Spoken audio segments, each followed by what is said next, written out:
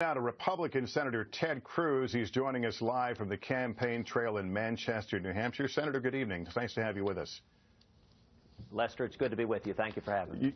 You made the choice not to be in the chamber tonight. Why, and do you regret it?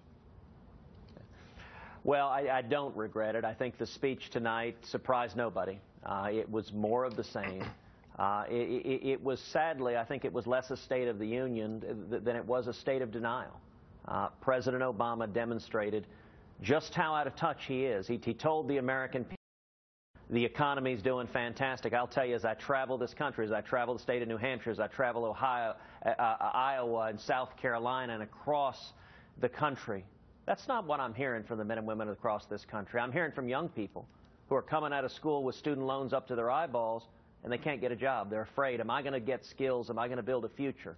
As I hear from working men and women, yeah, in the speech, I think we all agree that the president essentially called you out on the issue of leadership. And he said the answer needs to be more than tough talk or calls to carpet bomb civilians.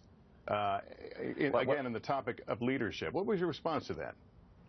Well, listen, I will apologize to nobody for my commitment to kill the terrorists. And this speech, once again, President Obama refused even to say the words radical Islamic terrorism, much less demonstrate any clarity, any vision, any plan to destroy them. He diminished the threat of ISIS. I mean, Lester, think about it.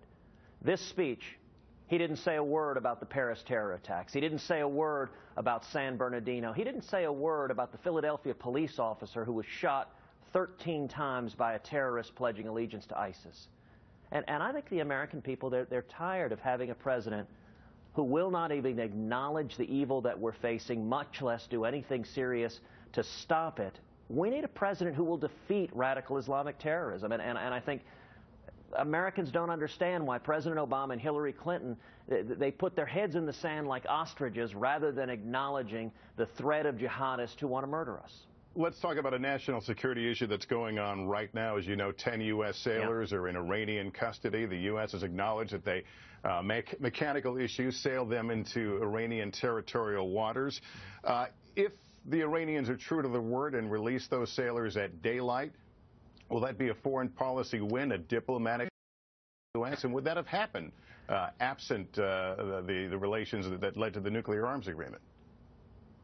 Well, listen, our prayers tonight are with the sailors, with their families. We hope for their early release. It was striking in the course of the State of the Union that President Obama didn't acknowledge that Iran had captured 2 Navy ships and had 10 sailors apparently as hostages. And the fact that that happened in the first place is a direct consequence of the weakness of the Obama-Clinton foreign policy. It's the fact that the Ayatollah Khamenei, like Putin, like tyrants across the world, they do not fear President Obama. They do not respect President Obama. And in my judgment, the single greatest national security threat facing America is the threat of a nuclear Iran. And President Obama's signature foreign policy achievement is sending $150 billion to the Ayatollah Khamenei, a theocratic zealot who chants death to America. So no, it is not a foreign policy victory if Iran releases hostages after taking them. Iran shouldn't be taking American hostages, and they only did so because the American president is so weak and so unwilling to defend this country. And let me ask you a question now about your own race, the Republican race. Donald Trump has introduced the birther issue. You joked about it a little bit today, trying to essentially own it. But why did he do that? Well, you'll have to ask him that. You know, 4 weeks ago, just about every Republican candidate in the field was attacking Donald Trump. Today, just about every Republican candidate is attacking me. And I think that suggests maybe something has changed in the race.